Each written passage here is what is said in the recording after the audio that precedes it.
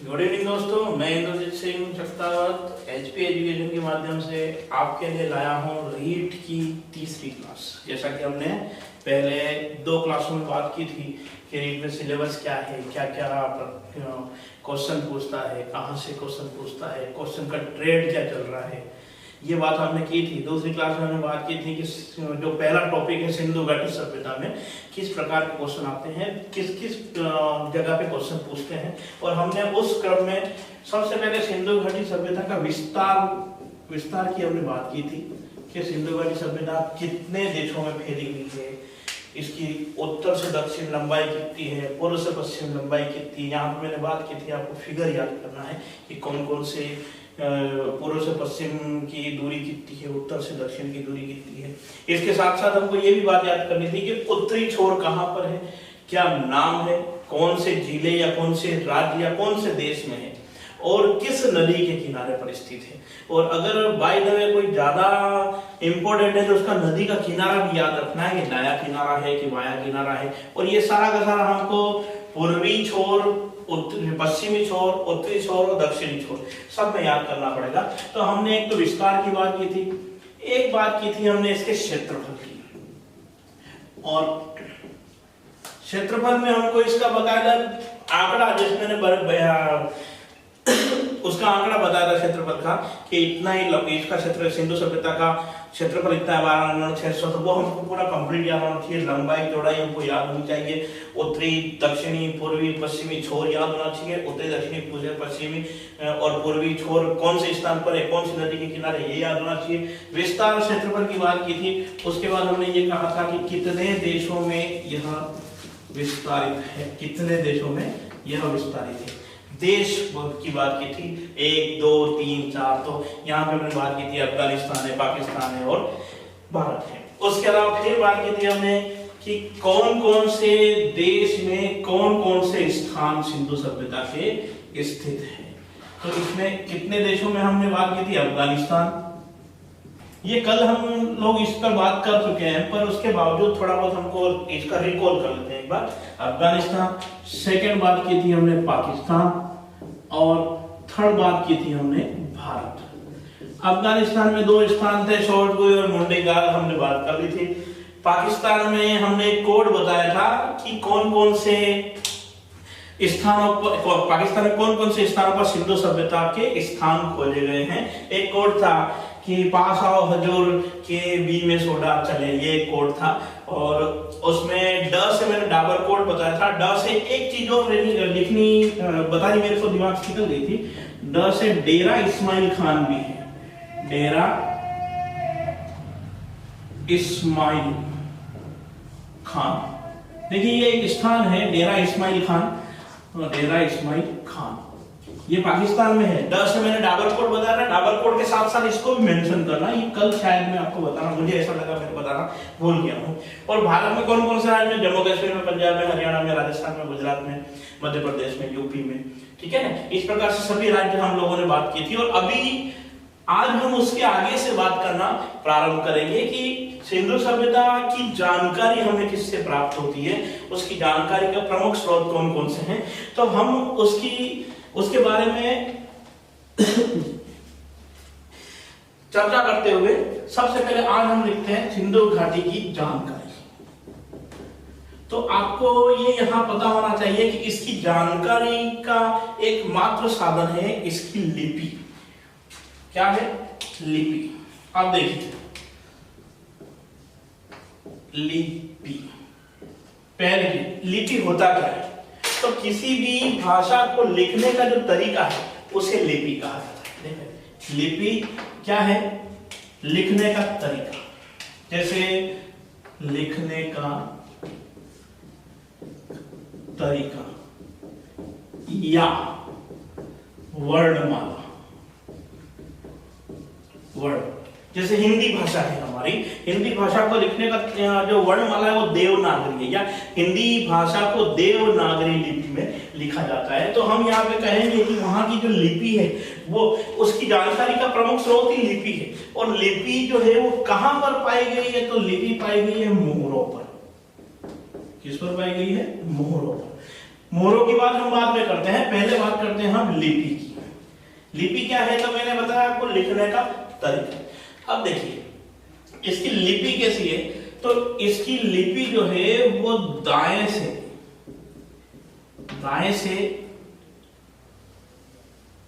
बाएं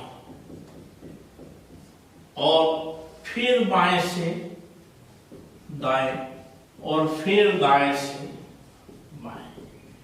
देखिए दाएं से बाएं, बाएं से दाएं और दाएं से फिर बाएं। ऐसा होता है कि हमारी हिंदी लिखी जाती है बाएं से दाएं, उर्दू लिखी जाती है दाएं से बाएं, किंतु सिंधु घाटी सभ्यता की जो लिपि थी वो लिखी जाती थी दाएं से बाएं। फिर ये लोग रुकते नहीं थे, वापस बाएं से दाएं करते थे और दाएं से फिर बाएं करते थे। तो इसको लिखने पर इसका आकार एक सांप के समान हो जाता था, इसीलिए इस लिपि को हम बोलते हैं सर्पिलाकार।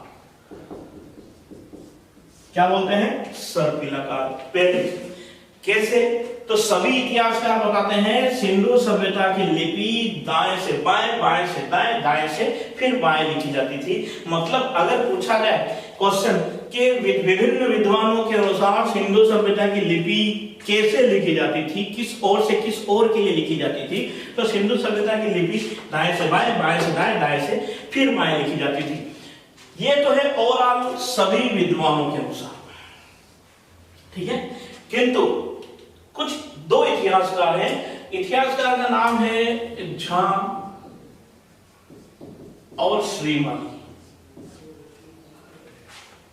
झा श्रीमाली ये कहते हैं कि सिंधु सभ्यता की लिपि दाएं से बाएं न लिखकर बाएं से दाएं लिखी जाती है। देखिए दाएं से बाएं न लिखकर बाएं से फिर दाएं लिखी जाती थी।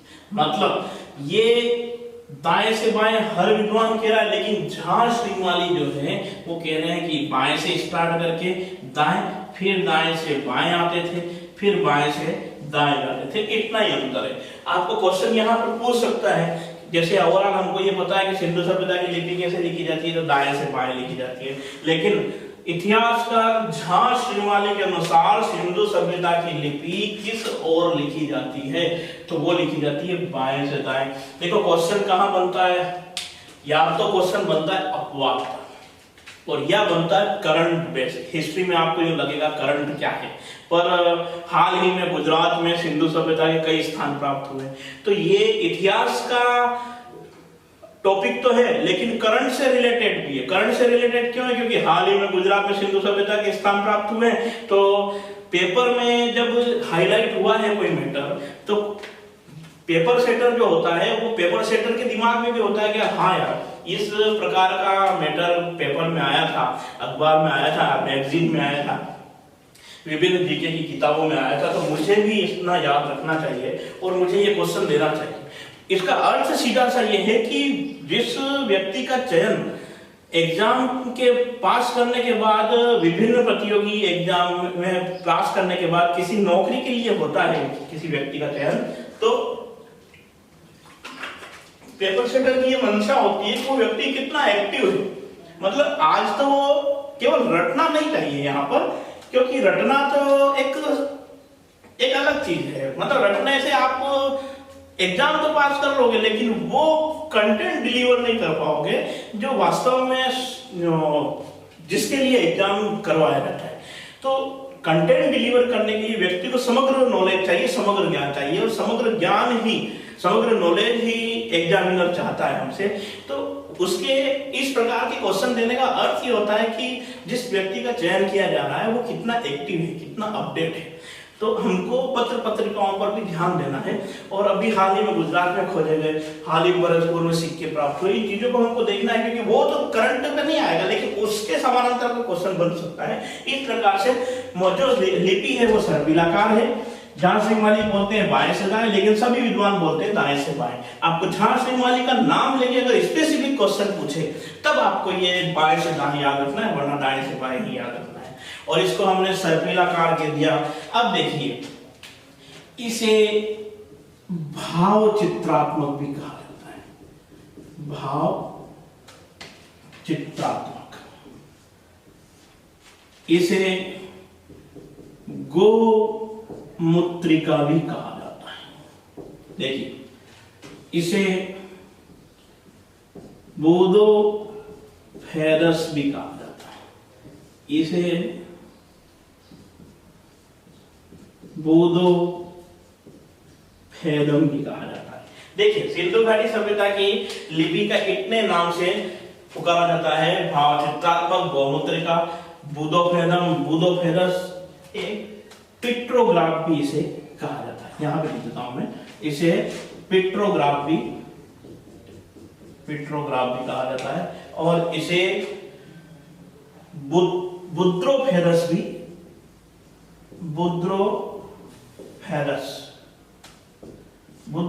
भी कहा जाता है। विभिन्न नामों से इस लिपि को पुकारा जाता है। देख लीजिए आप, सबसे पहले भावचित्रात्मक, गोमूत्रिका, बोदोफेरम, बोदोफेरस, पिक्टोग्राफ और बुद्रोफेरम। अब इसमें ऐसे समझिए, भावचित्रात्मक, इसके आधार पर आपको सब पता लग जाएगा। भावचित्रात्मक का अर्थ है कि भावनाओं को चित्रों के रूप में, अपनी भावनाओं को चित्रों के रूप में प्रदर्शित करना। देखो, आज भी इसी लिपि का प्रयोग चाइना में, कोरिया में, जापान में कुछ हद तक किया जाता है कि किसी भी भावनाओं को चित्रों के माध्यम से कैसे प्रस्तुत किया जाए। तो इसका सबसे अच्छा उदाहरण मैं बताऊं आप लोगों को।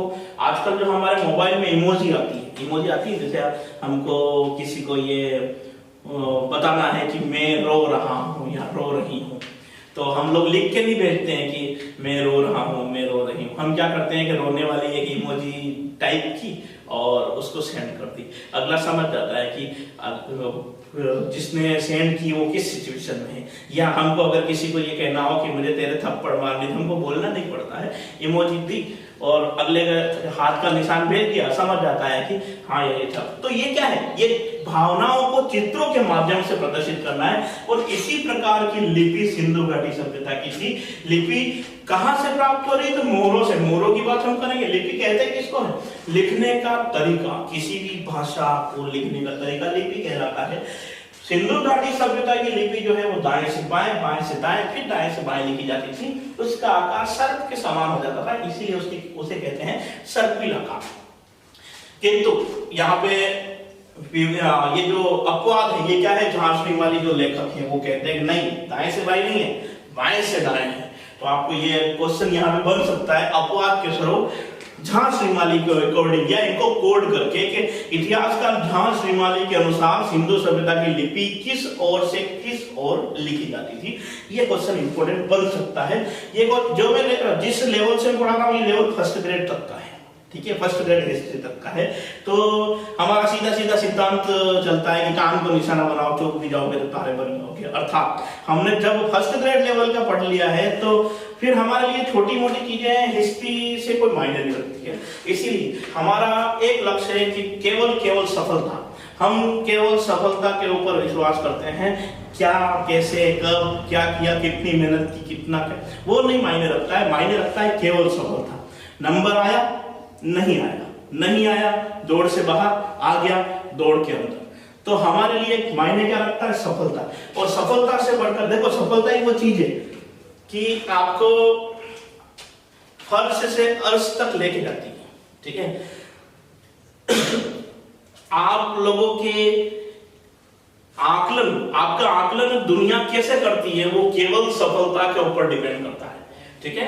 इसीलिए अगर हम उगते हुए सूरज बने रहें, निरंतर सफलता प्राप्त करते रहें, तो लोग हमें सलाम करेंगे।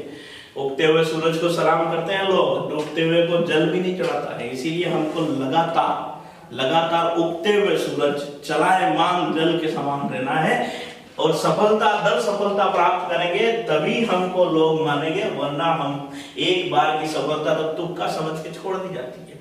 मतलब क्या होगा, तुक्का हो गया होगा, अरे चलता है, एक बार में तो कोई भी पास। ये नहीं, हमको सफलता दर सफलता प्राप्त करनी है, तब जाके पता लगेगा कि नहीं यार, व्यक्ति वास्तव में मेहनती है। और देखो दूसरी चीज, सफलता का सबसे बड़ा साधन है मेहनत। मेहनत ही सबसे बड़ा साधन है, सफलता का कोई शॉर्टकट नहीं होता, ये याद रख लीजिएगा। सफलता कभी भी किसी शॉर्टकट से नहीं मिलती है। अगर कोई रास्ता शॉर्ट है और आपको कह रहा है कि मंजिल पर जल्दी पहुंचा रहा है, तो आपको उस रास्ते को और मंजिल को चेक कर लेना चाहिए एक बार। और अगर कोई रास्ता लंबा है, कठिन है, दुर्गम है, तो आपको मंजिल को देखने की आवश्यकता नहीं है। इसीलिए आपको केवल लक्ष्य पर निगाह रखनी है, सफलता पर निगाह रखनी है, केवल एग्जाम पर निगाह रखनी है, एग्जाम पेपर पर निगाह रखनी है, कंटेंट पर निगाह रखनी है, क्या आएगा उसके ऊपर निगाह रखनी है। रटना पड़ेगा, याद करना पड़ेगा, पढ़ना पड़ेगा लगातार बार बार, जब जाके नंबर आता है। ये हमने बात करी लिपि की। लिपि लाइन से बाहर लिखी जाती है, सर्पिलाकार है, पित्रोग्राफ है, भाव चित्रात्मक है, गोमुद्रिका है, बुधोफेदम है, बुधोफेदस या बुधोफेदस आदि नामों से इसे पुकारा जाता है। अब देखिए इस लिपि का, इसको मिटा रहा हूं, आपको अगर चाहे तो स्क्रीनशॉट ले लीजिए एक बार।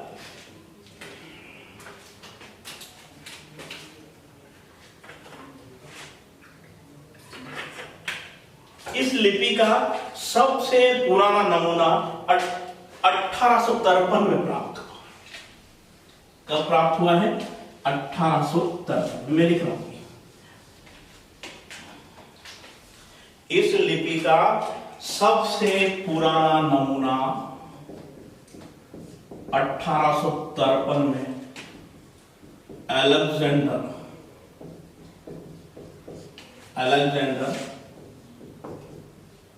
कनिंघम को प्राप्त हुआ है। देखिए सबसे पुराना नमूना प्राप्त हो रहा है अलेक्जेंडर कनिंघम को, और सबसे ये जो लिपि है वो संपूर्ण रूप से 1923 में प्रकाश में, संपूर्ण रूप से। देखो पहला नमूना अगर आपसे पूछे किसको प्राप्त हुआ है तो अलेक्जेंडर कनिंघम को प्राप्त हुआ, और कब प्राप्त हो रहा है तो 1853 में प्राप्त हो रहा है। और सबसे अंतिम नमूना कब प्राप्त हो रहा है तो 1923 में प्राप्त हो रहा है।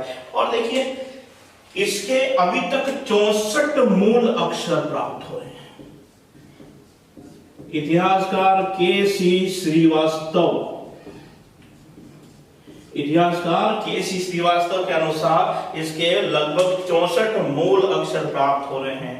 लेकिन एक इतिहासकार और हैं, बड़े इंटेलिजेंट हैं और अच्छी किताब निकाली है उन्होंने भी।